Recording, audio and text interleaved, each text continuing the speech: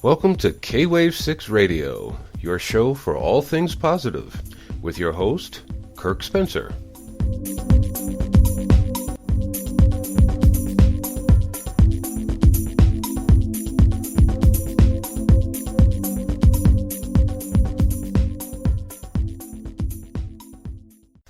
Hello everyone, and welcome to our show today. I know it's been a while since I've been on the air, but a lot of people have been asking me to come back. So today my guest is Chad Meek. Chad Meek is actually I'm going to let him introduce himself on that one, but we were introduced through a mutual friend, and we hit it off very well. But I'm going to actually give you a little forewarning with Chad. He has a very young voice. He has been around in the movie industry and a lot of other industries for quite some time. And when I met him, I thought he was like 36 years old. So, Chad, if you don't mind introducing yourself and tell us how old you actually are, if you don't mind. Yes, no problem. My name is Chad C. Meek. I use the letter C usually, but it actually stands for Corwin, which is the Celtic name for the raven. So that'll give you a little hint about what I'm about. I'm 56 years old. I just turned 56 May the 3rd. So if there are any birthday cards or or checks you want to send, you can send to my website. We'll work it out. But yeah, here. But I am 56. I have 6 children, 2 horses, 2 Great Danes, a cat.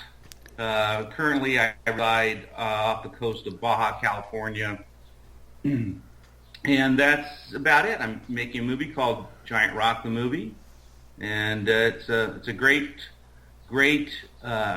film that we're very excited doing. Which is essentially about, in part, some of my life, but mainly about some of the people who were around during the 50s and 60s. And were the original space contactee people that came on the scene right after Roswell in 1947. So actually, that's who I am. That's what I do. I've done a whole bunch of other things too. We can get into that, but that's it in a nutshell, Kirk. Yeah, actually, this is the reason why I'm not giving a title to the show, is because when you and I got into our first conversation, I couldn't actually just call this a show about this or that, because we're actually, for the listeners, we're going to touch on so many different subjects here, but I guarantee you it's going to be all very interesting. Listening to Chad is very interesting guest for our show today, for our maiden show, for this new name of the show.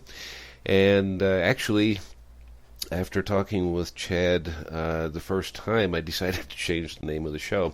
I was going to call it Life Radio, L-Y-F-E, and I spoke with Chad, and it's like, I can go in so many different directions, but Life Radio, it was actually standing for Living Your Freedom, L-Y-F, yeah, Leaving Your Freedom Every Day. And it was like, oh, that was great, but it was like, I'm going so far beyond just that with talking with Chad, and I can see this is going to be something that's going to continue, so I changed it to what it is now. So, anyhow, there's so much about Chad that we're going to talk about, but before we get into it, let me give you a little, for instance, or an example. One reason why I'm actually talking with a guy who has had UFO experiences is because I'm not coming from it from a, if you will, a point of view of I'm green at this, I've never experienced it, and it's just going to be just somebody that's never experienced UFOs, and I'm interviewing a guy who has. So this is coming from a guy, me, who I live in Mexico as well, but I live further south than Chad does. And standing out on a balcony at night, because I live out in the suburbs of Mexico City, I used to stand out on a balcony and look up into the sky and just look at the stars, because where I live, you can do that. And I would see stars that were blinking, if you will, or just kind of like flashing in and out, in and out. And I would watch them, and I'm just kind of going, okay, I see stars that are just sitting there. The light is on, you know. But the ones that are flashing caught my attention. And I would sit there and I would just look at them. And then eventually you find that some of these blinking lights would actually move, like in a square S or just a round-shaped S. And they would move and stop. And this was not just on one occasion, but they happened all the time. And I'm going, okay. So now I'm getting a little curious, so I start looking at it, and I'm talking to friends of mine that were in the military, and going, what do you have that could do something like that? And especially at that altitude, or, you know, whatever you think the altitude is, because you could have a small, I was thinking like, okay, military helicopter could sit up there way above, well, in this area, we live close to the airport, so you're not going to have too many high-flying airplanes just passing by in our area. So I'm going, what could be up there and for that long of time and just shift its movements?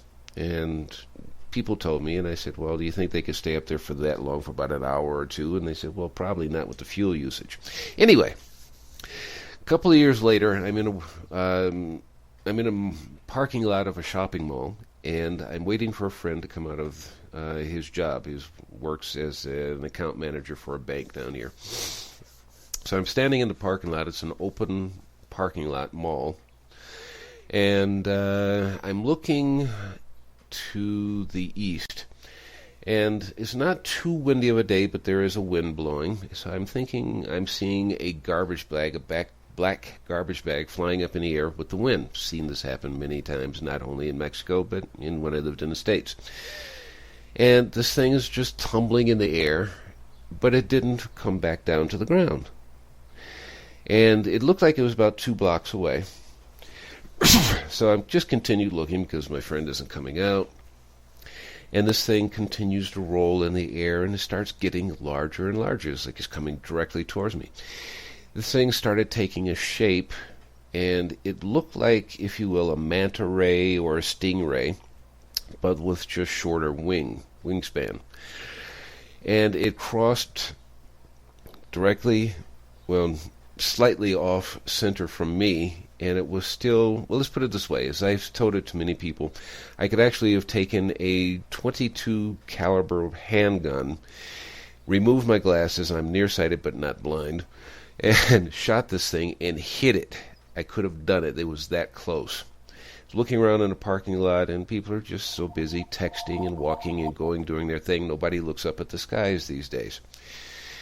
And this thing just passed by quietly, silently, didn't make a noise. And that was my experience with something that I have to call an unidentified flying object, because I have never seen anything like this before, commercial or military, and it's just huge. So, with that being stated, and I've had a few other minor experiences, but that was the biggest one. So with that, I'm going to start Chad with a question. First of all, his website is giantrockthemovie.com. Giantrockthemovie, all one word, .com. And it's very interesting. He has a movie trailer in there. And I'm going to get into asking him some questions about that. But Chad, tell us other things about yourself. I know you're an astrologer. You've had experiences with UFOs and whatnot, so I'm going to give you the floor and go for it. Well, it's so funny when I was sitting here listening to you about your description as far as on your UFO, experience and sighting. It's funny, they're so varied. Even my own. I mean, there's some similarities to mine. I just had one about 3 weeks ago, and here, and essentially what I was doing was I was locking up. We have a lot of big glass windows and glass doors. And so I was just turning in for the night, so I was locking everything up, and I noticed a movement of it looked like first thought it was like a satellite, but it was just too low for a satellite, and it was just kind of creaking, kind of crawling a little bit. And so what I did is I went outside. I was inside, and then I went outside, and I looked up, and I started watching that thing, and it kept on going very slowly. It was over the Ensenada Bay. Okay, it was over the water. And, I figure it's somewhere between here and Ensenada, which is like 30 miles across the ocean, the bay here. So it was in between somewhere equidistantly. And then it stopped, okay? And so I thought, well, number one, it's too low for a satellite, and it's going too slow. I thought, well, it, could possibly be a drone. I saw one of those recently in California over the San Onofre nuclear facility just last week, and so it had a lot of weird movement. But then it did something very, very strange, which was it came to a complete stop, and then it went vertical up in the sky, and it went very, very fast, and it disappeared. Okay, so I don't know what that was. Okay, I mean, and again, it's a matter of deduction as far as what it isn't. Well, it wasn't a helicopter. It wasn't a plane. It was a light. Could it have been one of our hybrid technology spaceships or whatever? That's quite possible. So it really comes under the label of an unidentified flying object. That was my recent experience. Okay, I know what I saw. I've been around. I saw a lot of them. For some reason, I'm a UFO magnet, and it was just a very, very oblique look out the window, and that's what prompted me to do that. And I've in a lot of my research, I'm listening to you, in fact, we were talking about a rainbow ship sighting that I had back in '96. Uh-huh. There are very, very different experiences, and there is no rhyme or reason why. I don't know why I've seen as many as I have. I'm thinking it may have to do with my perception that began at a very early age with, in fact, UFO abduction, some very strange experiences. One that I can tell you about, which is I was on a swinging, and I went vertical. I couldn't see the spaceship, but all I knew was my legs were flying up in the air, and I was hanging on for dear life, and telepathically telling whatever was pulling me, I'm not going. I'm not going to go with you, at least at that time. And then all of a sudden, it just like the whole movement just gently put me back into the thing, and that was the end of it. And then that night, they came back, and they actually had abducted me in the traditional sense, where you become immobilized, you've been hit by a stun gun. And at that time, I was brought out from a bunk bed through a closed window, and brought to a ship. And then during that time period, they were doing some sort of experiments with me. And I go to a point with this stainless steel. These were the gray UFO people. Whereas, and then I have no memory. I don't know what exactly they did. I knew it was very extraordinarily traumatic and scary, but I don't know precisely what they did, or at least I'm not consciously aware of any of that at any level. The next thing I know is some of the physical effects I had was I couldn't keep a complete sentence, and it was running high fevers and things like that. So my early experiences actually, I think, kind of have really, as far as my pedigree, for on so many different levels, kind of has prepared me to, in fact, not get completely freaked out by all this stuff. Let me ask you a quickie question here, Chad. How old were you when this happened? 4. 4. Yeah. Okay. Sorry, I just wanted to set up a time.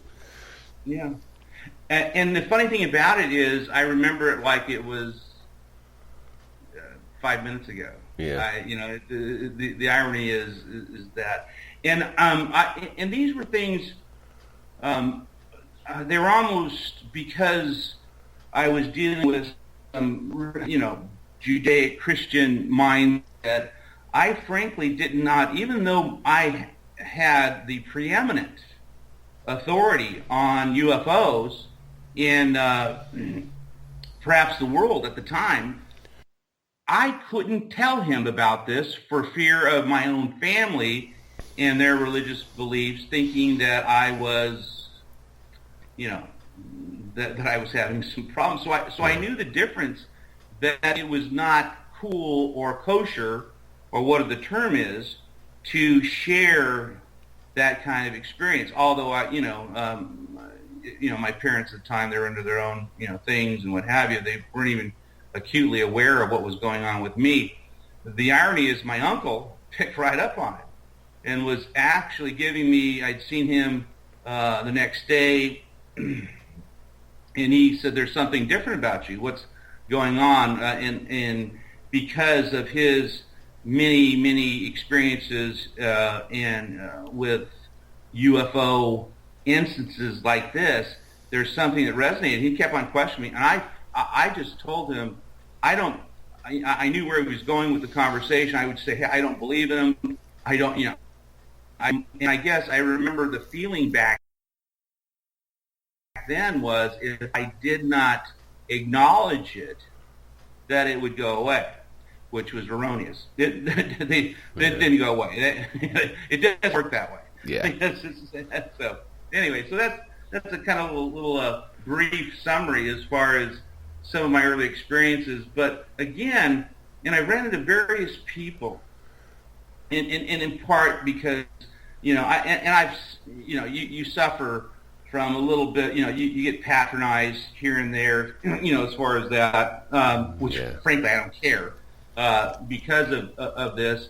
I was talking to a financial guy after I'd done a presentation for the movie, for sort of to get some financing, and he came back to me and he goes, "I want you to know I don't believe in UFOs." And I just, the only thing I could say was, I don't care.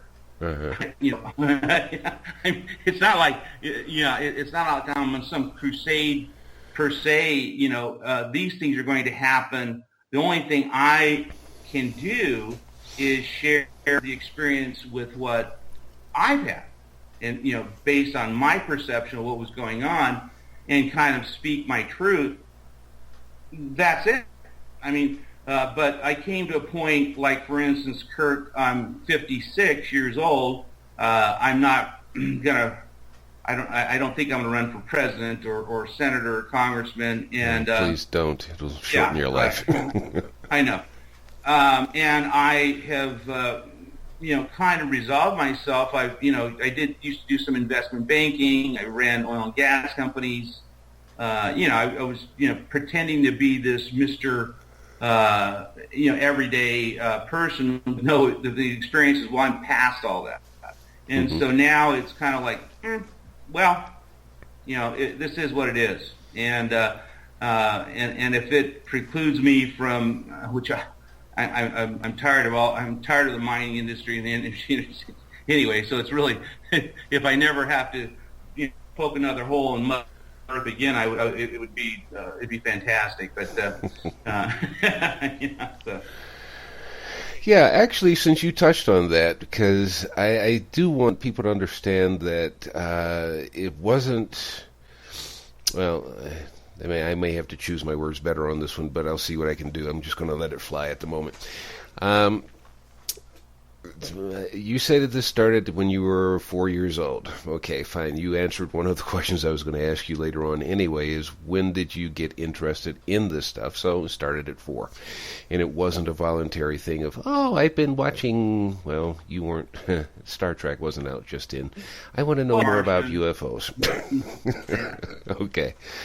So that answered the question about how you got introduced to it. So now, you told me, even in our pre-interview, that you had worked in, you just touched upon it, worked in mining industry, oil and gas, and so on and so forth. So, if you don't mind, just give it just a kind of like a cover sheet of your work experience.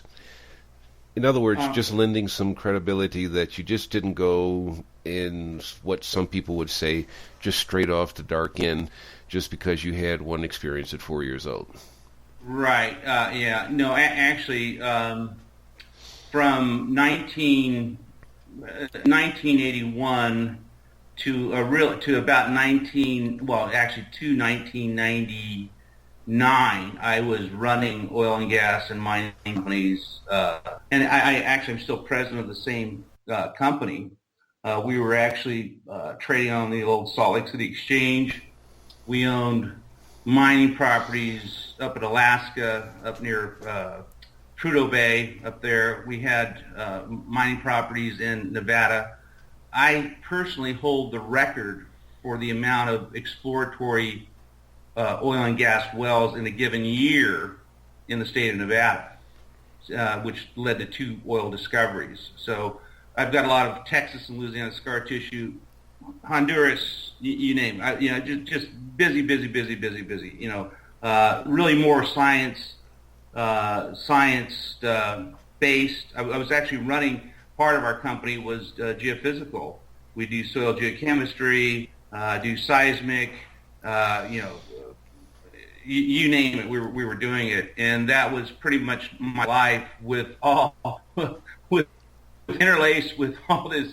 I don't know if they're serendipitous, various weird moments. I don't know. There's something that, whenever you kind of delve in the metaphysics or the spiritual aspect, there's something that telegraphs out. I don't know whether it's little antennas or what. I don't know what it is, but it seems like, I'd go to an oil and gas convention, and then I'd end up with a PhD from Shell. We're working out astrological charts. What the gun? Let's get. Okay, Chad, we're having wherever we were kind of set apart with that. Yeah. I'm sorry. You may have, if you don't mind repeating the last maybe 30 seconds or so, because we had that same problem with Skype again. Okay. Well, actually, I always found myself identifying or being identified with other spiritual or metaphysical people. And actually, I had a good friend. She was a PhD working for Shell. Another fake person running a department there. And we would be up in our hotel rooms running astrological charts on each other and our family members and comparing notes and what have you, and with whoever would show up along our small little group, because we couldn't tell too many people that were metaphysical and we were in the energy business. It just is kind of like oil and water. It just didn't mix. Yeah. So rather than being in the Houston bars, drinking until we were comatose, we'd have a couple of glasses of wine, but it was just a different way. So. Yeah. There it is. Yeah, just to relax and chill out with people, and then go do your thing that you really are interested in. Right. Yeah, right. It's your life. It's who it's who you are. And one of the things too, which kind of segues into some of the metaphysical work I've done, actually as a practicing astrologer, was I was always trying to figure out, well, why me? How come I was experiencing these things here? I really wanted to find out how come these events were continually happening to me per se, and they weren't happening at least in the magnitude or the amount of some of my brothers and sisters. what have you. Well, I found out the reason, and part of my journey with all of this is to, really get a holistic or a very broad view as far as how the universe works. And so even though it goes into the category of blessings and curses as far as how I was inducted in this, in all of this stuff, I'm ecstatic and eternally grateful for having these events happen to me, because they zap me light years ahead of where anybody else could have gone by any traditional modes. So, from that respect, it's okay. But again, when you're trying to be normal, and I love George Costanza's line of when people would ask him what he did and, where he worked. It was, of course, Vandalay Industries, and he said, "What do you do?" "I'm an architect." When I was growing up, I didn't. I said, "Yeah, I want to be an architect," because I looked at being an architect as the really decent type of employment someone would do. And I wanted to get as far, especially in my teen years. I just, because you're so into being cool, I want to get as far from my uncle and the phenomenon of what occurred out at Giant Rock, and not only me, but my whole family, the events that occurred. In fact, Kirk, I can tell you, I would sit with my buddies. We'd be having a couple of beers in my teens, and my uncle, who was a prolific speaker, and so many different networks. He did. Actually, he was a regular on the Long John Nebel show, which was Larry King took that show over, and him and Jackie Gleason used to go back and forth about life on other planets, extraterrestrials, and things like that.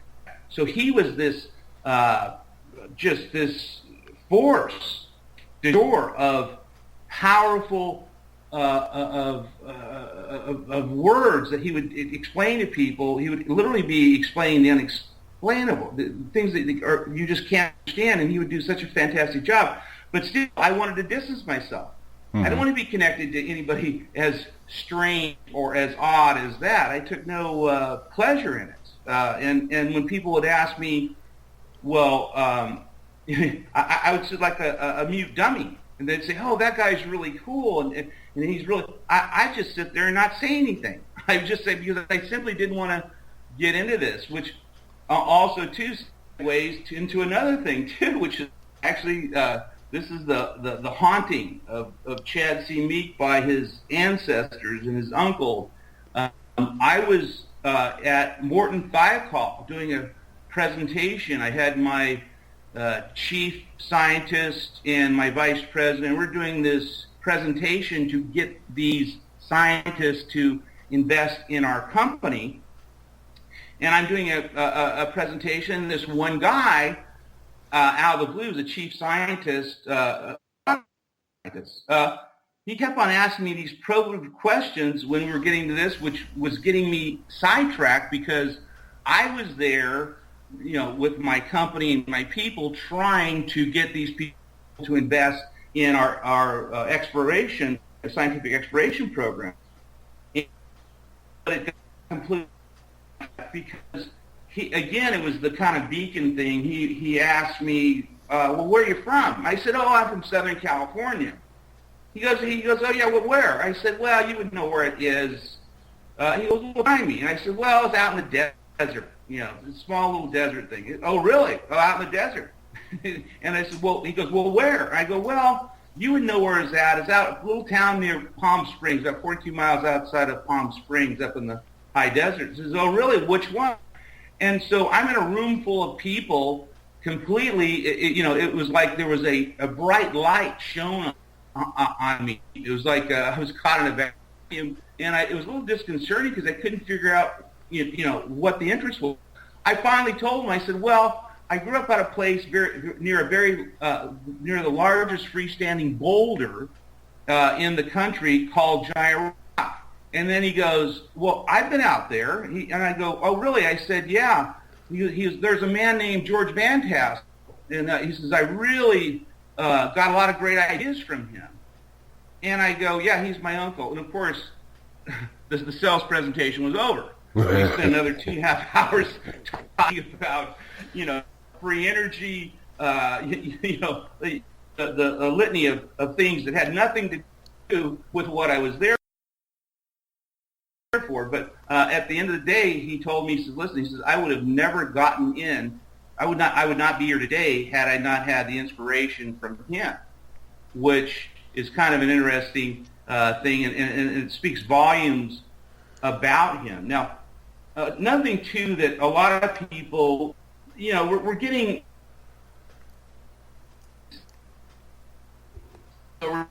Oops, we lost you again. We're getting... Okay. Yeah. Okay. We're getting kind of... Still there? Still there? Can you hear me? Yeah. Go ahead. Yeah.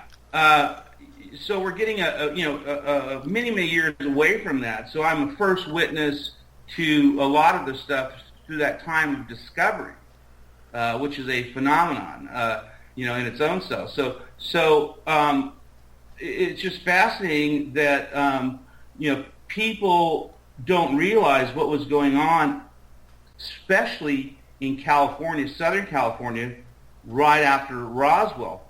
Well, there's several people that were in my uncle's circle. One, which everyone's going to know, his name was named Howard Hughes, who my uncle worked in the as a flight engineer for, during the war years and prior to 1947 when he went out to Giant Rock out there. As far as Howard Hughes, and subsequently Howard Hughes would fly out there regularly and land there's a dry lake, and my uncle had fuel for airplanes, and so he would come out there and eat my aunt's boysenberry pie, and they kept in contact, and he actually backed my uncle in the Integratron, which is a molecular cellular rejuvenation machine. We'll get into that later sometime, but at any rate, those kind of people. And also, in addition, there are people like L. Ron Hubbard, who was a frequent visitor out at the Rock.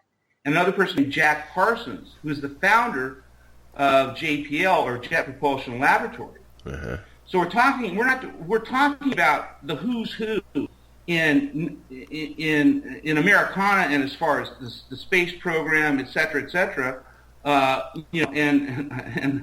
of course L. Ron Hubbard, with his I don't know what it is, a religion or whatever the thing was, but anyways, all these people, all these people were out there in the same small circle, because in those days, California, ballooned up to 38 million people.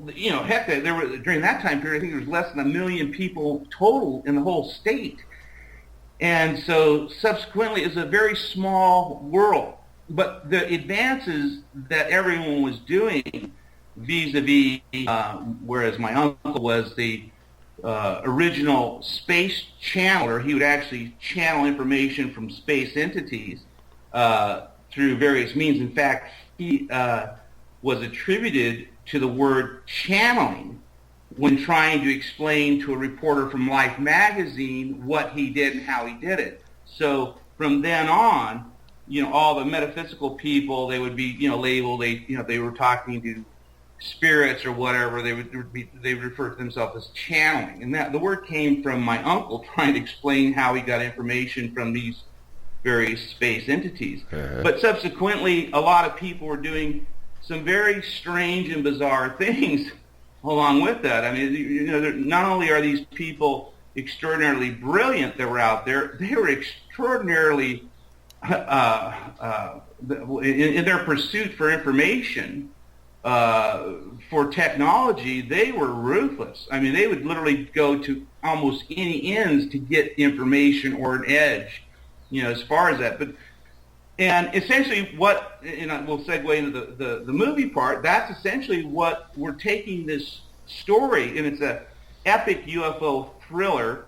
We're taking it actually from where even began even further before 1930 by a man named Frank Kreitzer, who originally carved out the rock, but no one can figure out who in the hell or where he came from, because he comes from Germany. He's a merchant seaman, and subsequently, what does he do? He carves out an 8-story boulder and lives in it until the local authorities actually blow the place up and him in it, thinking he's a German spy.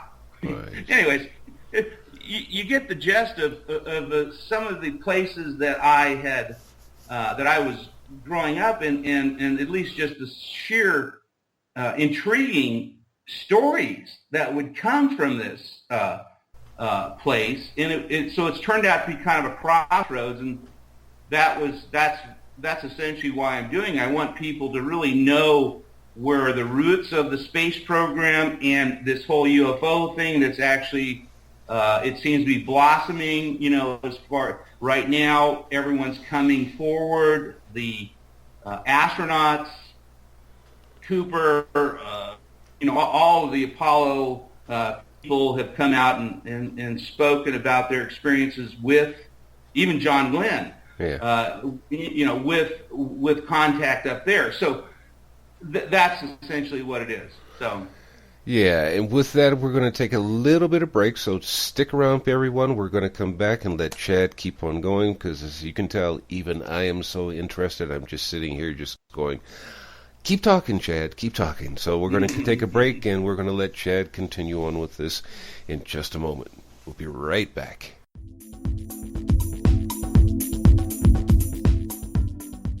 Are you ready to put an end to thinking about how you wish it were and take action?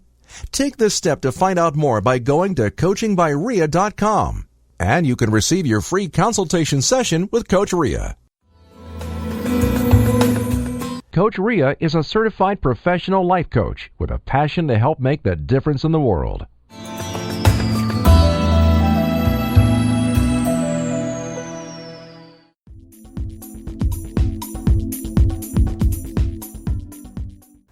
Hello and welcome back to K-Wave 6 Radio. Our guest today is Chad Meeks, as he says, Chad C. Meek. And if you have missed the first half hour, I would suggest you go back and listen to it. And if you're listening to this live as produced on the air, you might be listening to this on podcast or something, but go back and listen to the first half an hour. You will find this extremely interesting. Chad is talking about right now the history of, in short, I'll say it in my own way, you can correct me if you want, NASA, JPL laboratories, and so much more information. And I'm just going to let Chad continue on where he left off, and I'm going to sit back and enjoy this as much as you. I hope you're enjoying this as well. So, Chad, back to you. Okay, well, I guess where we left is as far as the origins of many, many things. And I guess the next question that comes up is, well, sounds like a book, which I definitely know.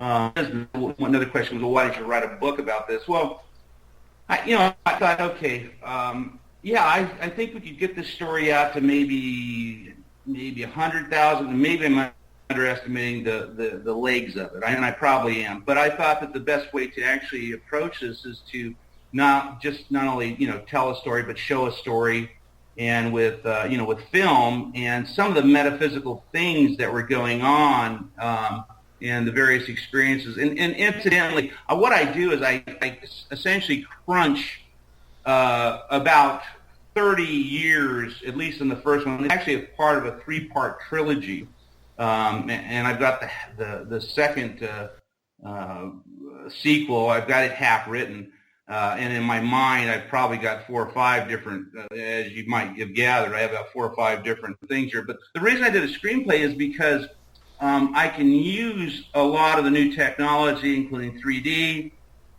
and some of this stuff to really give this stuff justice, because it's very hard, to articulate.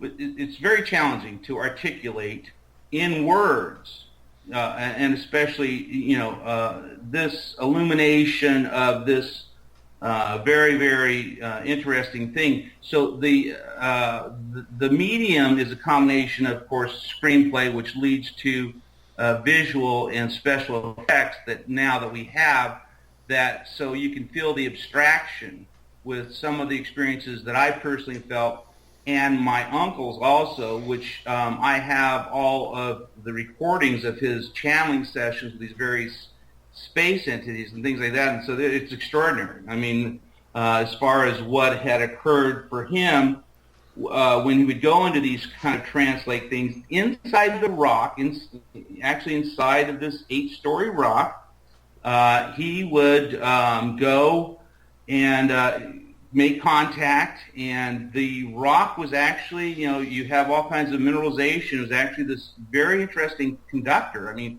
I don't know how many people have been inside a rock, and it's essentially a universal conductor that would really bring things, a little bit clearer reception, for him. But he would actually do these things here. His whole countenance would change. The light lights would appear over his head, and his voice, he would change into 5 or 6 different personages depending on who he was talking to.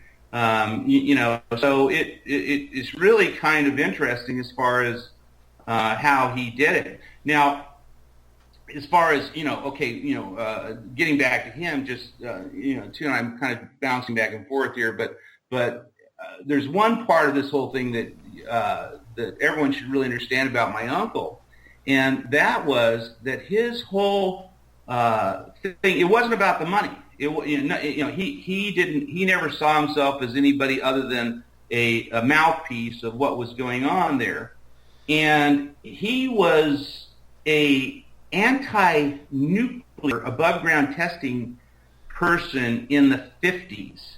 Now, you would have to put yourself back in this whole thing. And I love era pieces because it gives me opportunities to show the expressions of people when you tell them you're anti-above-ground nuclear testing in the 50s.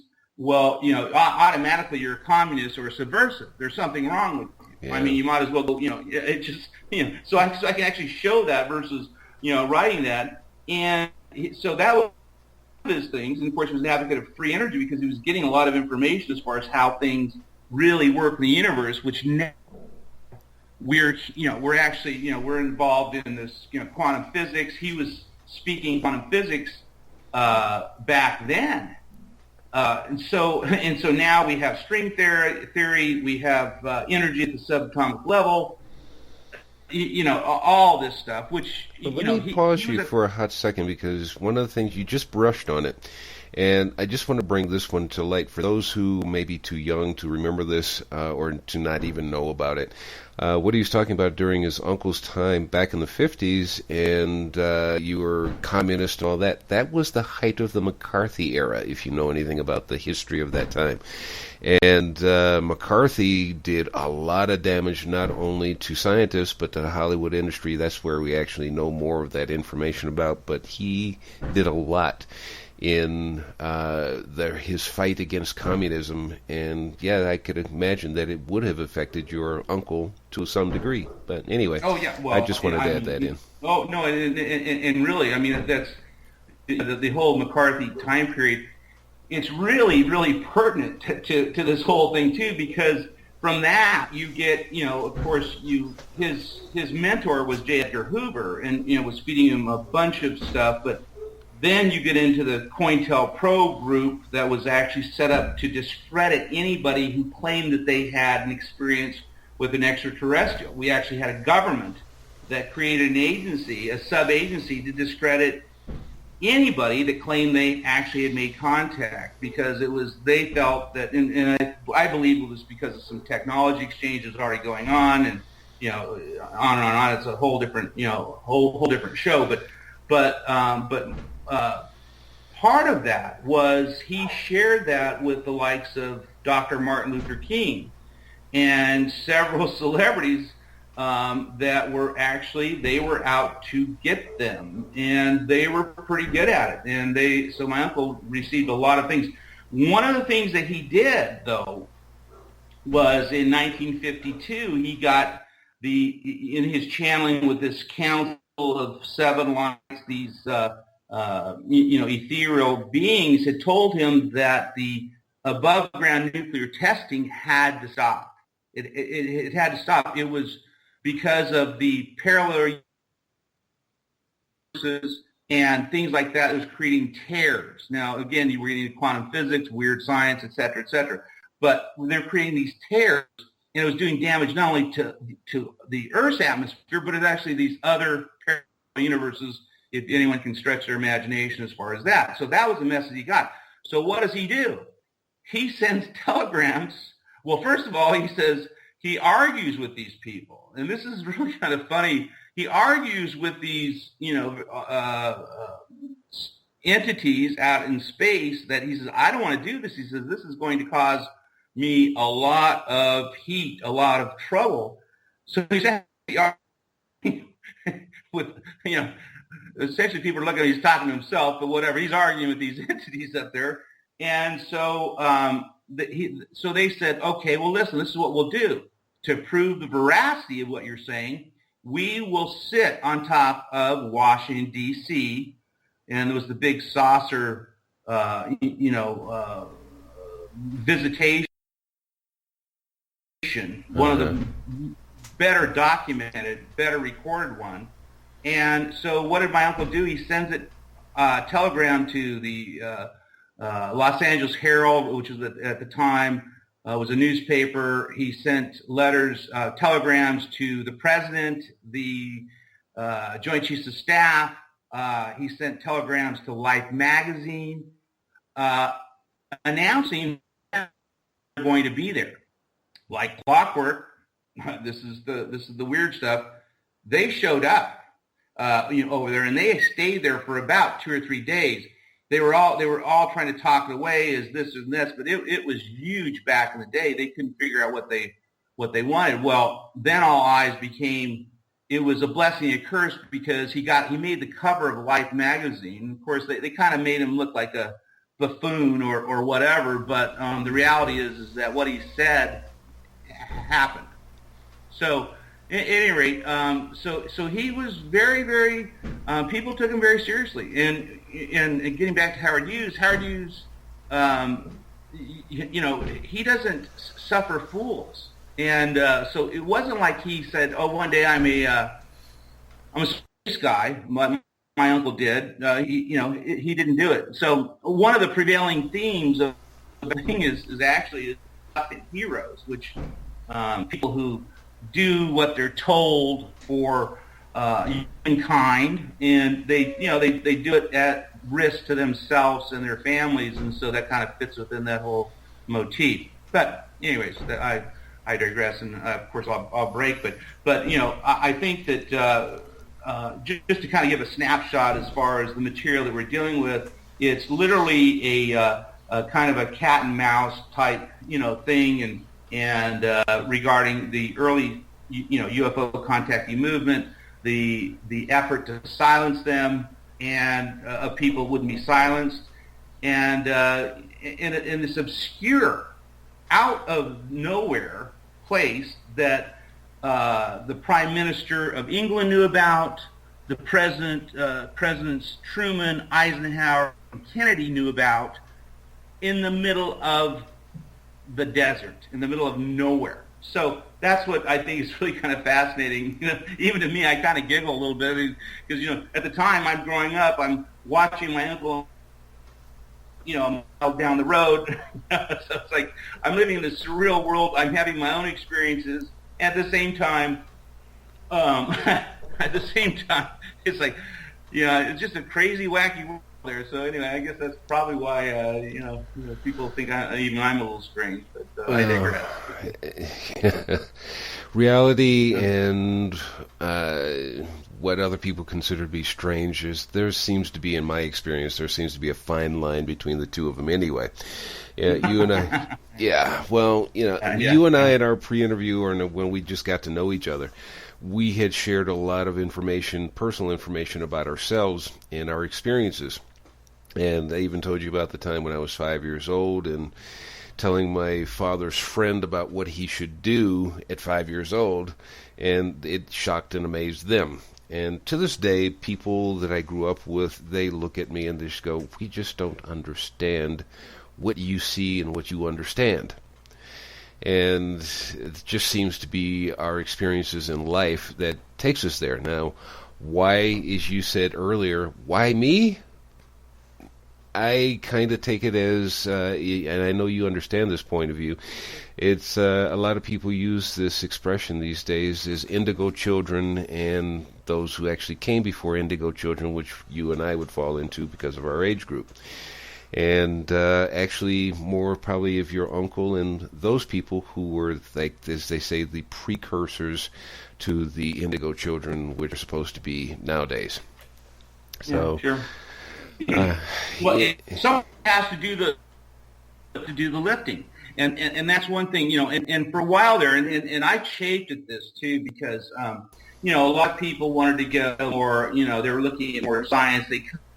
They ridiculed a lot of those people in the 50s and 60s. Now, they referred to them as the tinfoil hat group, etc. Yeah. And that irritates me because if it wasn't for them, then they would be where they're at today, and they took all the heat. Yeah. And that's one thing. They were kind of like somewhat unsung. They were all eyeballs. I mean, listen, you see something out of the sky, talk to you have an experience like that, you're going to be odd. You're going to be different. And especially during that time period. And that's really because it's an era piece. And that's one thing, I want to emphasize as far as why film, because you can see the expression. It would be somewhat dry in verbiage. I mean, but I really that's part of the thing too, and that's why I doing this in film, because you have to put everything in context. Like for instance, McCarthyism and J. Edgar Hoover and what was going on during the time period historically. Here's a story reference: black people couldn't eat in the same restaurants as white people. I mean, it's like, and it's not all that far back. I mean, I look at it because I'm like you. I watch television. Of course, I don't think I saw color TV till 1968. But bottom line is that I'm seeing all this stuff here, and so, but you have to put everything in the context of what the time period was and the sacrifices that essentially they made, which were extraordinary, because, Barney and Betty Hill, I mean, most of these people were pretty regular. I mean, anyways, they were, and they didn't want to draw a lot of attention to themselves. But having said that, and that this is what's really, and again, to scientific, again, no one would ever be here with those people kind of standing up and doing that. They were very effective. They essentially buried Roswell all those years as a balloon. I mean, they were very very good at it. I mean, they literally were able to do that. Since everyone that was involved has spoken their truth, recounted, went back and told them that they'd actually in fact were told to lie or else, and what have you. So the other component of this too, and I really kind of, you start putting the pieces together. I mean, I was there at a time of discovery, and I start remembering various things and things that were completely out of place. Like, as an example, I would see Marine helicopters or military airplanes out at park near the rock, because of dry lake. And I couldn't figure out why my uncle was, they all smoked cigarettes and drink coffee. That's what, it was one big cloud of smoke during the time period. But I couldn't understand why they were there. I mean, why the military was there. Well, I find out later that my uncle was the subterranean or the underground guy that if you had an experience with a extraterrestrial or UFO or something out of the ordinary, that you would go talk to him because he would talk to you. Because at the time, there was no one to talk to. And there was nobody to talk to. And also at the time, if you told anybody about your experience, what would happen is you would be kicked out of the military. You would lose your vocation as an airline pilot. So, what I guess what I'm trying to articulate is I'm putting these pieces together from there, and then some of the research as far as what they were doing out there. But there were little kind of keys where I'd kind of say, well, I need to answer a question in my head. What were those people doing out there? And so you go down a whole complete thread. But having said that, it's really says a lot about him because he didn't have to talk to anybody. Yep. He didn't have to do that. But I ran into people all over the world that had spoken with my uncle about that, and so and actually told me what. See, I didn't know that. When you're close with somebody, well, there's my crazy Uncle George. Or he'd say things like to me, he says, we don't need to burn gasoline to move cars. Now, if you're anywhere from the ages of 5 to 10 or whatever, and it's during the early 60s, you're going to really not be able to understand what that means. You're going to think that person who told you that there's something wrong with them. So I always had this conflict, knowing my own experiences, knowing that there's something extraordinarily special about my uncle, but still not being able to resolve that specialness, just like anyone else, just like you or me. They wouldn't understand, well, what's the motive? Why are you so different? What are you trying to do? What are you trying to prove? All these questions that everyone has if you don't fit in this square box. That's generally what we get. Yeah, actually, that's something that I want to get into after our next break, which is coming up in a few minutes. I was watching your trailer, if you don't mind me interrupting you for a moment here, and we're going to get into your movie and whatnot after our break at the top of the hour. Some of the things that you are bringing out in the trailer, and I'm just going to read my notes here. Let's see. Some of the things that we were talking, as a matter of fact, you had brought up just a little while ago, distractions in the media, those who, we're going to talk about this one because I want to give you an introduction to this one. This is about a friend of mine who lives not in the United States. I don't want to say what country he's in. He was a forensic scientist for the military, and he was telling me that he and some other forensic scientists of the same country, and actually some other countries, I would imagine, since I'm not a forensic scientist, I would imagine that these people have it's a small group of them, so they end up meeting each other, maybe at conferences or whatever, and they end up talking to each other, and he is telling me that he and his fellow forensic scientists occasionally come across these bodies that nobody knows who they are, and they do an autopsy on them, and they find out that, as he's told me on a couple of occasions, he's found that one body he had did not have any body fat in it at all. And If you know anything about human physiology, there has to be some body fat in the body. Other cases, he's found that the lungs were in the wrong place, or they didn't have any lungs at all. They had a heart that was on the opposite side of the sternum.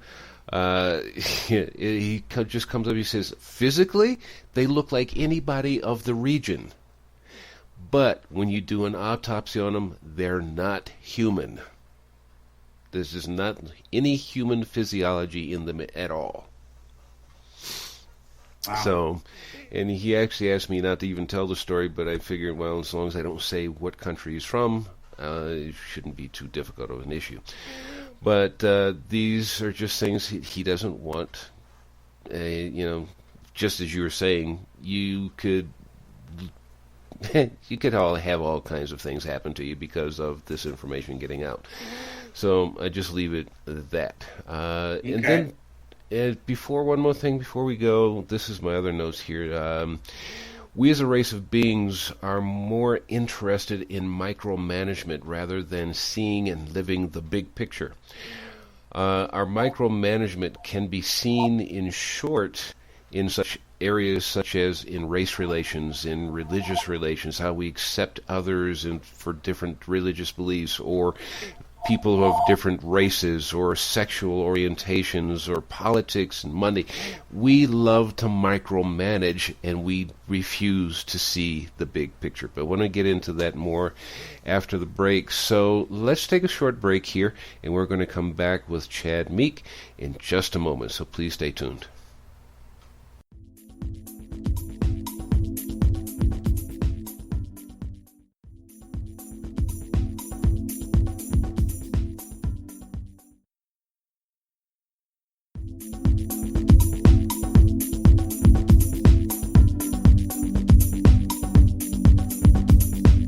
Thank you for listening to K-Wave 6 Radio, your show for all things positive.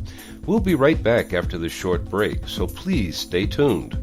Also, please remember to visit our website at www.kwave6radio.tk. That's www.kwave6radio.tk.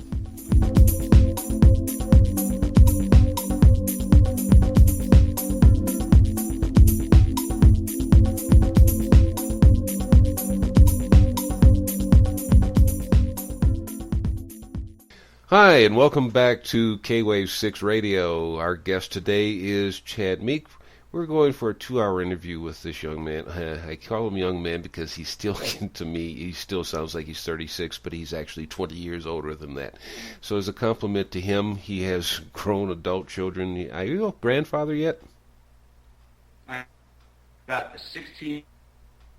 Pardon me? 16. I think we're having Skype issues again. Okay, you have 16. You have 6 children, I know that. Yep. And then what Yep. else? I think 16, let me see, 16 grandchildren. Whoa! Hello. And he still Yep. sounds like he's 36. I don't know about the rest of you, but he Christmas sounds like gets he's 36 expensive to me. around here. Huh? Christmas gets expensive around here. Yeah, I can imagine. I get depressed. I get depressed in the month of December. I know it's your birthday in December, but I usually get depressed because I know it's coming, a big bill. Yeah, well, I just kind of like, okay, I just turn on my internet radio or listen to my music and I just let it slide by, but that's just me.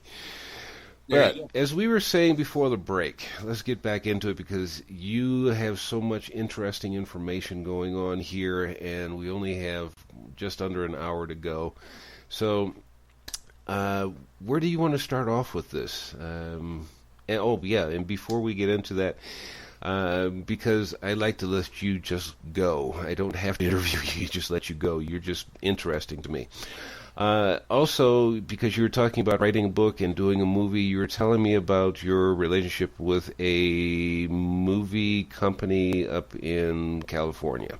I won't say it by name. If you want to, that's your choice. And the issues that you're having with them, and what was that all about? So just go anywhere from there. No, it's interesting. Yeah, early on actually, it went from I ran into some real issues with some people that had previously worked for a major movie studio in one capacity or another. One guy was a manager, and been involved in the Pirates of the Caribbean and various things, and apparently very successful and what have you. But we kind of they loved everything about it, but in Hollywood speak, what that means is that they want to interlope in most of the whole thing, and they were trying to. Early on, I'd agreed to bring them on, and essentially we were creating our own little production company and they to move this thing forward. I was glad to have them. There was a character actor that it really inspired me to write the screenplay, and I don't want to bring up his name for a whole myriad of reasons. But there was several issues that came up, and one of it was just the commercialization of a body of which is my screenplay, my intellectual property, which is copyrighted with the Library of Congress and Writers Guild West. The changes coming, we're turning it into more like an Indiana Temple of Doom or Pirates of the Caribbean, simply because that's what they felt the commercial value, which I passionately disagree. I think that there's, and people they'll gather by the conversation. This is not like that, and it was just because of that whole thing. I literally had various issues with them, and they finally wanted to corral me and say, okay, we're not going to pursue this unless you do what we tell you to do about this. Well, there's several issues. Number one, it's a legacy issue. It's not only is part of my story, but it's also people who I deeply care about, and a message that I'm just emphatically clear of what needs to be said. And some of the dumb stuff that they wanted to do. One of the guys, he was friends with Michael Richards, and he wanted to get him in the film. Michael Richards, of course, is Kramer. Yeah. And I, for the life of me, could not place Kramer in any of my roles that I had. It just was so, and that was part of the scar tissue of the studio system, as far as always doing a favor or a solid for somebody 5 or 6 years ago. Now, as an example, but Chris Christopherson, he was doing a movie with one of these people that were involved, and he got wind of this and was extraordinarily interested, signed a letter of interest to come in and do this, which I was okay. I was completely okay with him. He's an icon. Very well, would be very well suited this one role. But I was okay. But when they were messing around with the script and messing around with the central message, another example is, the one guy had a dream at night, and he said, well, I'd like to have your aunt and uncle get in a fight, your aunt drives off, and then your uncle jumps in a Piper Cub and runs her off the road. And and I just couldn't, I said, well, number one, I think it's really stupid. I don't want to do it. So we were having some creative differences, and number one, it's unnecessary. It's an intelligent script. It's well crafted. Everyone who reads it gets it immediately. They can see the whole thing. As far as this, so we had kind of a clash there, and it all culminated to, well, we're going to have meeting producers, and unless you do what we say, we're going to go. We're not going to proceed. And so, and it really kind of irritated me, because I never looked at this thing like that, and to be put in that predicament of that, really wanting to advance the movie and et cetera, and they were doing some other stuff behind my back. To make a long story short, I was really becoming unhappy with them. So what I did is I just shut their emails off. So here I said, okay, the line of the sand, okay, here. So, and then I thought, okay, well, and I did it just to get a message clear. I wasn't firing anybody. I was just saying, hey, wait a minute here. This is something that we've got to do, and it's got to be done right. I'm on the line, and this thing will make a ton of money regardless. It doesn't need to be that dummied down, to that respect. Then this is part of the inside in the dirty world of show business and what have you. I actually got a death threat a station on a letterhead by an agent, and I just laughed at it because I think you guys are out of your material minds, So on one side, I realized that there was material interest and that they were looking at this as the next Starship Enterprise or Close Encounters of the Third Kind or whatever. I don't know what they were looking at. But still, again, it just wasn't necessary. So anyway, so we parted company. So essentially, I, kind of recently just, had to get some things done, and now we're starting over. I'm bringing on people. Incidentally, the movie stars who are originally interested in this thing are still there. We've had a guy. Rudolph Martin, who he's a lesser known German actor, but a brilliant actor and a perfect Frank Kreitzer, who is German, and he signed a letter of intent. Chris Christopherson did. Tom Sizemore, who was in several really good movies. He's a character actor. He's had a lot of problems and been in the mainstream media with some real negative stuff. But he was in Saving Private Ryan. He was in Black Hawk. He says, "Hey, I want in on this thing here." So, anyways, I'm not worried about celebrities. The biggest concern is getting distribution. That's something that you always have to be concerned with. But I'm really not concerned with that because once the movie gets made, there's nobody. In fact, I've done several shows with this stuff. I've probably been 35 to 40 million people have heard me. The people will come. I've got letters. Everyone's going to come to it the minute they see it. And just by virtue of some of even our preliminary trailers, people would actually have an interest in seeing it. So I'm not worried about that. It's just the price tag of getting to make a moderate, and believe it or not, this is considered a low budget movie, which is $30 million, which, everyone's, so it's a huge road to go. But bottom line is that we're here for the long haul, and this thing's going to get done. It's going to get done right. And incidentally, we have a lot of other A-listers that I can't even mention their names that have expressed interest, just word of mouth. They've heard of the project. So there's a little bit of a buzz here, and I just kind of look at this thing. It's going to get done. I know it. And I gotta just get up every day and yell and scream as loud as I can about Giant Rock the movie, and to love us, like us, go to our website, et cetera, et cetera. That's the stuff I've got to do right now. And then when we get in the production of it, we'll do a great job, and then we'll get released. Yeah. So there's that. Yeah, and for those who are listening and wondering, what the heck is he talking about? He's talking about the movie, Giant Rock the Movie. And if you go this on the internet, you don't have to even do a search on it. It's just Giant Rock the Movie, all one word, giantrockthemovie.com. There you go.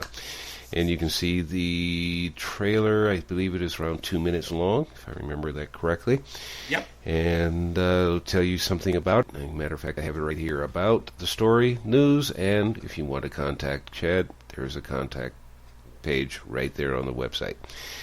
So, with going into that, getting back to the trailer, you're actually talking about micromanagement, but I'm going to get back into what the micromanagement that you're talking about in the film, or in the trailer. I mean, the trailer is going to give you a lot of information in 2 minutes, so can you be a little bit more descriptive about, now I'm just calling it micromanagement because that's what we as humans do.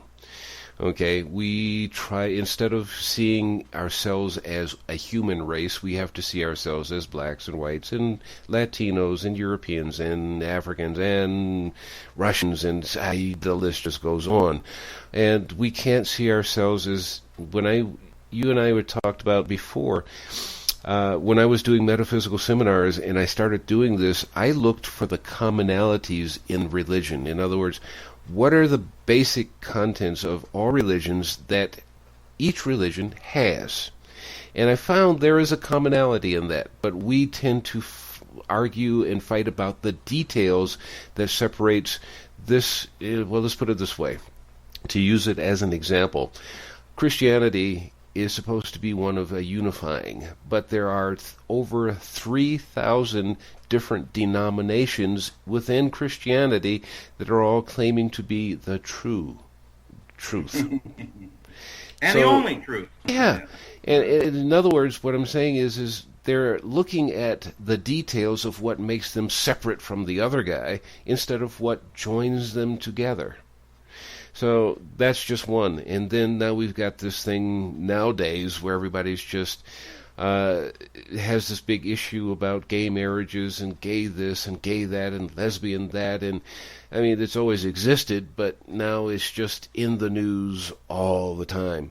And then the politics and, what's the differences between this group and that group. And the politics are pretty much becoming just like lawyers and attorneys, is that they fight in court, but these same guys that are fighting in court actually go out and play golf together, they go out and have dinner together, their families know each other, so it's not like they're fighting for real, it's just they're fighting a case.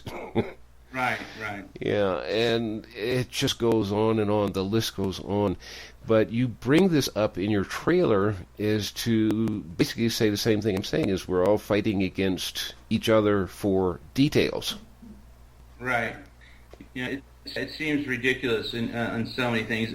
I mean, obviously people get very passionate about, all the various nuances. I keep even the Muslim faith. They believe that Muhammad was the true Messiah. As far as this, but they believe in Abraham and they believe in Moses and they actually respect Jesus. And so there, when you talk about even something as diametrically opposed by most people's views, which is the Muslim faith and Christianity, they're pretty close. I mean, on several things. But we live with this, and again, this is the whole definition of hell, is being separate. And heaven is being connected and finding some form of nirvana, and that's what it is, just being connected with all this stuff. You throw in the UFO phenomenon too, which is really interesting thing. You can go to Ezekiel.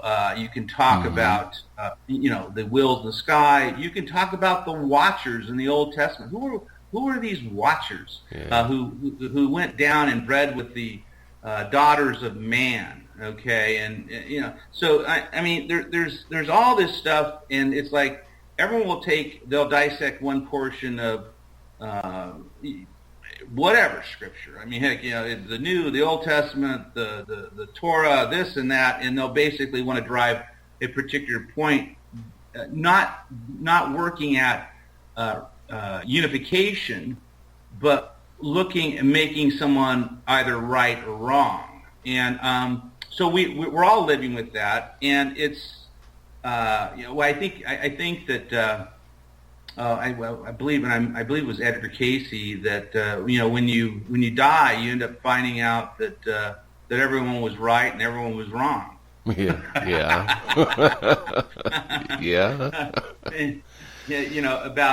About all this stuff here, and then you have this. Then again, you get into the wacky world of quantum physics and quantum mechanics to come in here and explain this different whole world. I don't know. We're looking. I think us as mortals, we're looking for a unifying principle, a unifying force, and the way it looks like with the various. In fact, talk about it. I mean, it gets personal as far as the politics of planet Earth. It gets with what's going.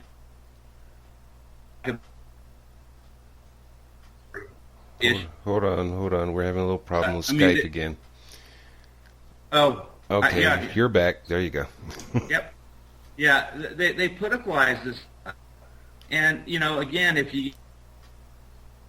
you're women, I mean, we're just certain we have some extra, but.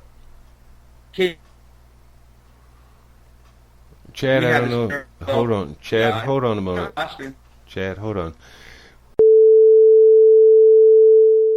Please stay tuned. We're suffering technical difficulties, but we'll be right back. Don't want to be afraid. Hard not to hesitate. But we can't wait to be the change. It's not too late. Free from hate.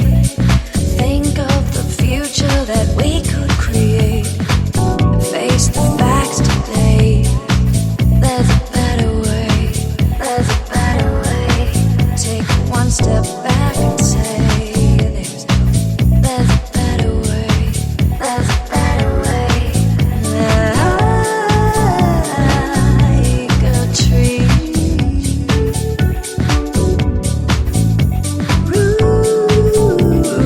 rooted in peace. Sorry, folks, we had a little problem with our reception, our signal between each other. Even though we're in the same country, it's still Skype. Anyhow, we left off with Chad talking about, well, we were talking about micromanagement and the differences that go on between, I think you left off talking about similarities and the differences even in religions. So I think I'll leave you off with that one. Right, you're right. Yeah, there are a lot of similarities. The one similarity I think with most religions is that they're actually dangerous in many respects as far as that, because that there's one, but there's a lot of and actually that's a part of my avocation is comparative religions. I mean, I study all of them. As far as that goes. I mean, I love. I love the elegance of Buddhism, and I really do. I read the Rig Veda and some of the ancient Hindu texts. So I that's been my life as far as trying to find out again. The likenesses. The irony is that that's what I do, and it does seem strange that we have all this.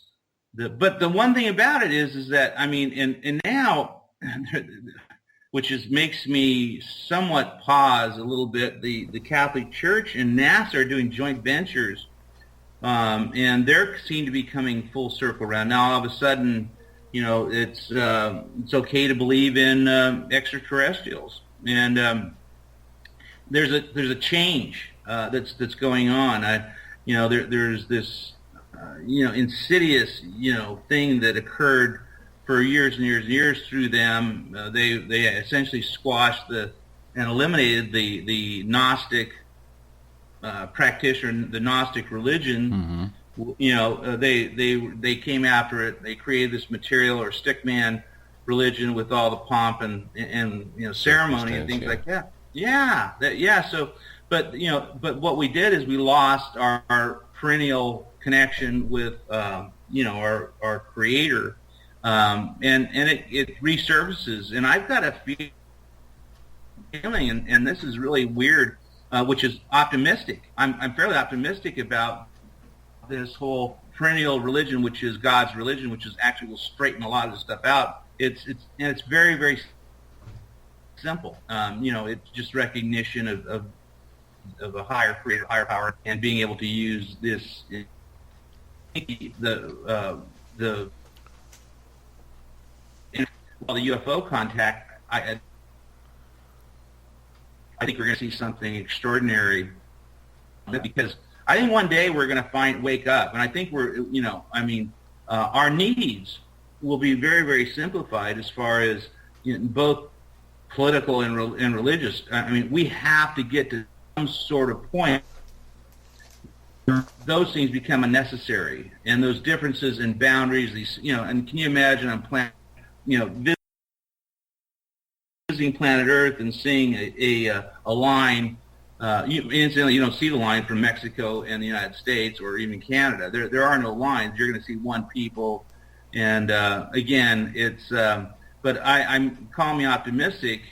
I'm just seeing some interesting things that are leading me to.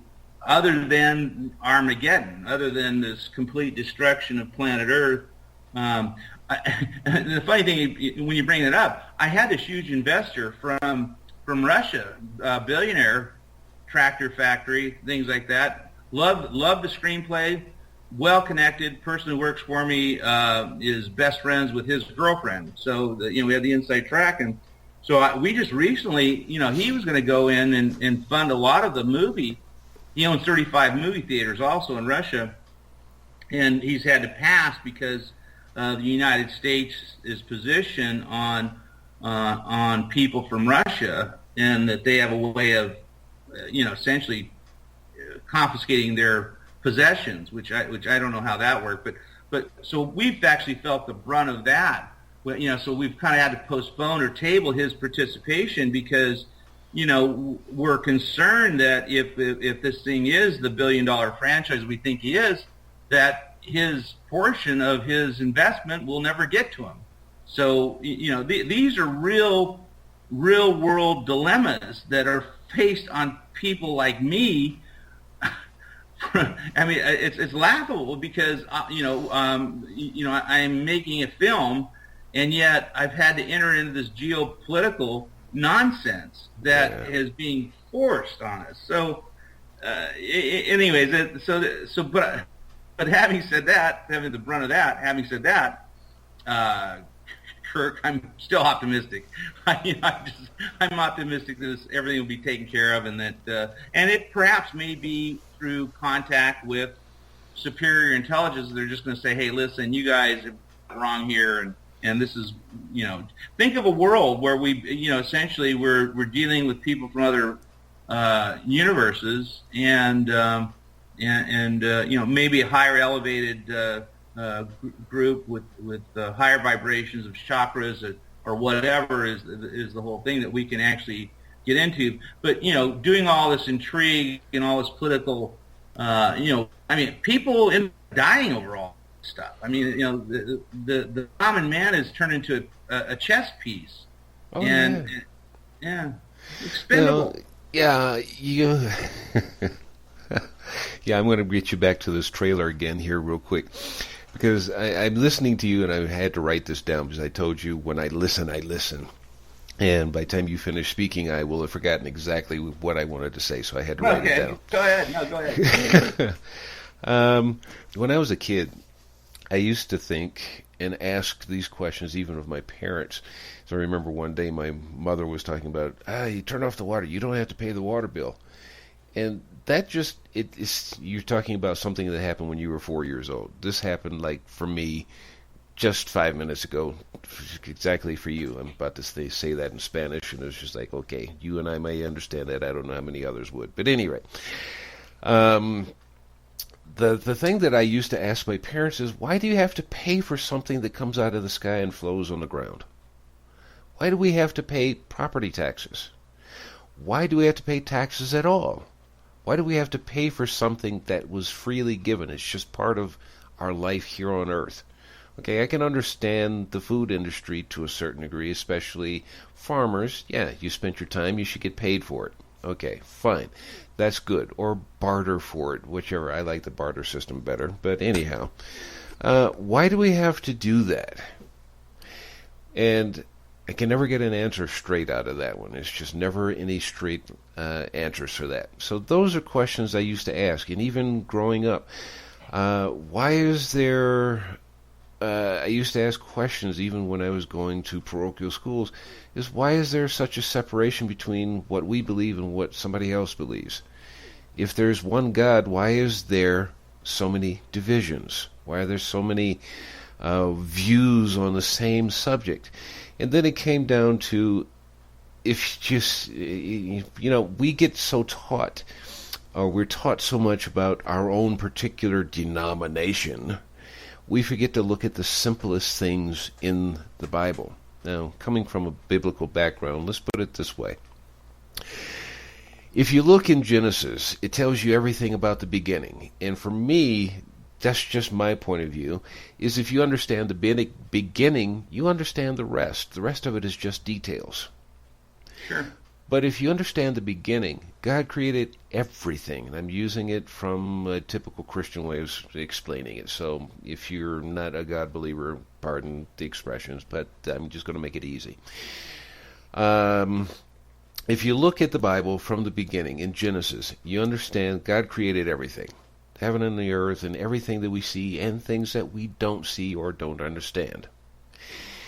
The things that he did not create, without getting into details, because details always seem to clog up our mental abilities to reason, the things that he didn't create was money. That's a man-made invention. He didn't create war. That's a man-made invention. Okay, unless you're Christian, then you can sit up here and argue the fact that, okay, war between the devil or Lucifer and so on and so forth. But that's actually not in Genesis. That's in Revelations. Okay, but getting back to the theory Those are here. metaphors, yeah. Yeah. So getting back to this is the other thing he didn't create was religion. Yeah. Nowhere in No, you- Genesis where you find that God says, I created this religion and I want you to worship me this way. That would be the equivalent of your father, my father, saying, I want you to worship me. Which puts Right. almost like a bridge between you and your father. Yes, you're my dad, but I have to give you much more awe and respect than, Sure. I could talk to my dad. My Right. dad was my friend. And from my own experiences, my creator is my friend. Right. Right. Yeah. There's different gods, and I think that even and without trying to offend anybody, there's actually children of lesser gods. Yeah. And one of the things they talk about, this God who is jealous. If you're God, you don't have any reason to be jealous. Yeah. You created everything. I mean, it doesn't make any sense. As far as the whole graven image and all this other stuff, you just create you're God. You're Well, okay. It's like, Let me give you that real quick, as I understand this. Okay, it's jealousy is not, if you're the only God, there's no reason to be jealous. What it's talking about, in my understanding of this, and I'll leave it at that, is that we as human beings, we oftentimes put things and relationships and whatnot before our relationship with our Creator. So that's the jealousy part. In other words, well, there is that, and of course, if you're a follower of Jesus, and this is something that I always ask people, what did Jesus tell everyone? Jesus, he didn't say start a religion and worship me. What he said is love one another. That was one of the highest. Well, and of course, love is God, etc. So, and ultimately, that's what it comes down to in all faiths, is that love is actually, it's an abstraction. It's the unknowable. It's it's something that it's very hard conceptually to ever to get to or to articulate about, because it's so powerful. It words can't do it justice. So I kind of look at that, and again, we see this thing. So, but there have been some very inspired entities that have come down and have either incarnated or just came down physically and just literally we're trying to do this. This is a very special place, and everything was given to us. We as far as they created a god of money, and I don't know whether it was the Babylonians. I don't know who it is, but every religion, what do you give? What do you tithe? What do you give them? You give them money. So essentially, the tribute is to this god of money. They're all of them. I mean, so essentially, we've gotten so far off, and the various Hindu Kali Yuga talk about this being a very, very dark and the various spiritual entities are completely disenfranchised from what they really are, that essence. But one thing about it, and this is one thing I'm very confident about, what I've come to the conclusion, is that the creator of the first cause gave us this spark that travels with us, that is extraordinary and very, very special in the whole human condition. that regardless of whatever your lot in life is, you have that spark that is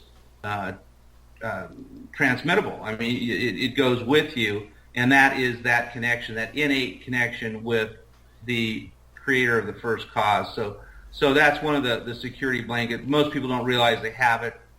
And again, this is all part of this gigantic illusion where people want to put all these barriers of war and of monetary, materialistic, things and what have you in between all of us. There's just, in many respects, in fact, that's what the Buddha said. This is just a world of misery. I actually think that there is, as far as us, because people become very attached to all these things, and really the only thing that we really need is our connection to the first cause or that creator, and we have it. But it's a realization, and I'm not going to go out on a rock and sit there for 40 days or whatever the time period is. I'm not going to do that, but and maybe there's some more enlightened people that would do that. But bottom line is that we have this connection. It's part of our inheritance. It is our legacy.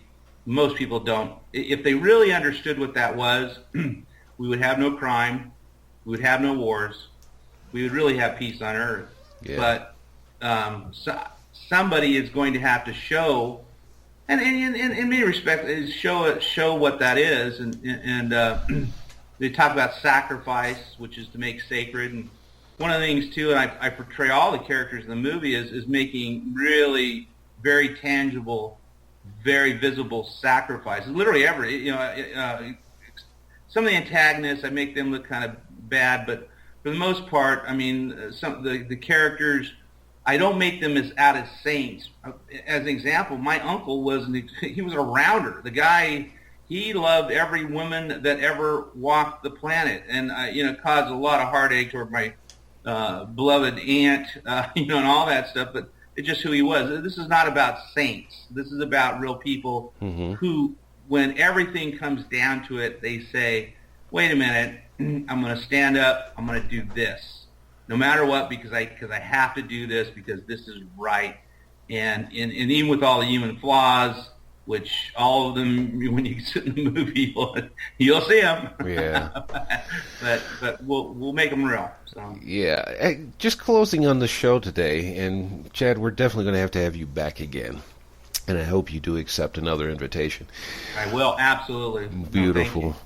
Because I like to continue on this, because we've gone through a lot, and I want to end up on a positive note, because that's basically what my show is all about anyway, is ending with something that's positive, even if not just making the whole show that way. But you had so much to give, and I know you have so much to share in another time. That's why I want to kind of bring you back. But ending the show on a positive note is building on something that you said a little bit earlier.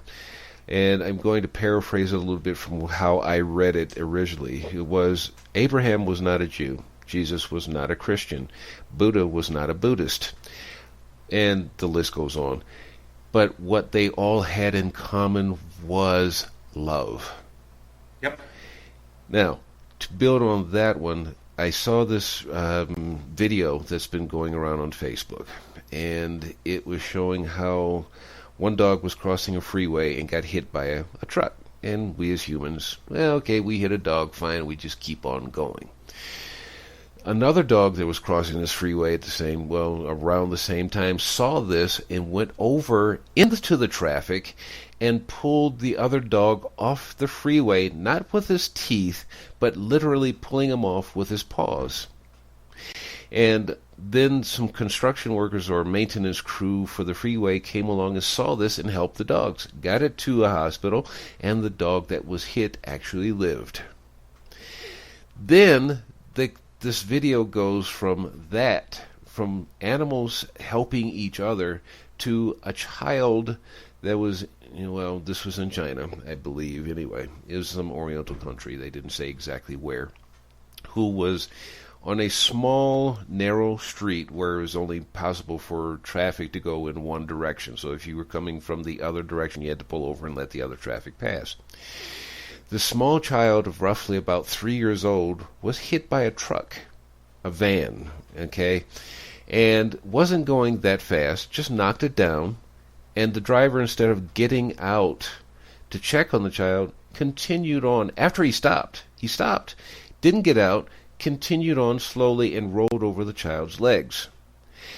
People passed by walking, riding on motorcycles, all this over some extended period of time. Some woman came out, probably in her, I would say, early 40s, taking a guess, saw the child, picked the child up and took it off the street and propped it up against some boxes. Still more time passes by, and then a woman comes out. I don't know if it was the child's mother, it didn't say. She is just screaming and whatnot, and then picks up the kid and goes off about, I guess, trying to take care of the kid from there. But all this time, the dogs actually showed more love and caring and respect for another animal than we do for our own. Mm. That is sad, especially when we had so many people that came to show, and we take that and make our own divisions, because there's divisions in Buddhism, there's divisions in Christianity, there's divisions in Judaism. You name a religion, there's a division in it somewhere. And we get arguing on details, but we're missing the big picture. And you talk about that in your movie trailer, and I'm quite sure you're going to bring that out in your movie. So, in closing, do you have anything that you would like to say along those lines? No, actually, that's really the, why the movie, and that's primarily it. I mean, when I essentially, when I take a objective look as far as the body material that I put together and what I want to continue with is generally that theme that we are, it's really important that we understand that our world is contingent on us coming together and not being separate, and I do this through characters, and that's the thematic of what it is. It's, again, I said before, there's some reluctant messiahs, but basically everyone does what's right. We're all flawed, but at the end of the day, we do what's right, and you can't lose. Okay. You remind me of that Richard Bach book, one of my favorite books, Illusions, Tales of a Reluctant Messiah. Okay. Okay. But, for everyone that's listening out there, Chad is a very wonderful person. I hope you do check out his movie trailer. Support him if he needs you. If you need to contact him, go to his website. Once again, you tell it this time. Yeah, go to giantrockthemovie.com or go to Chad C. Meek on Google. You'll run into us any way you can, but you can't miss. Everybody will remember. You'll forget my name, but you'll remember giantrockthemovie.com. Okay. Yes. .com. Definitely, and I'd say suggest keep in contact with him. He's a very interesting guy. And we will have him back on get my mouth to work here, in the not too distant future, and we'll take it from there. But thank you everyone for being here. Chad, thank you for being here. Anytime you want to talk, you want to get back on the show, you don't have to wait for my invitation. Just let me know and we'll go from there. Oh, thank you. Perfect. I will. It's been great. Great show. Thanks. Thank you. And everyone, take care, be well, and we'll talk to you soon.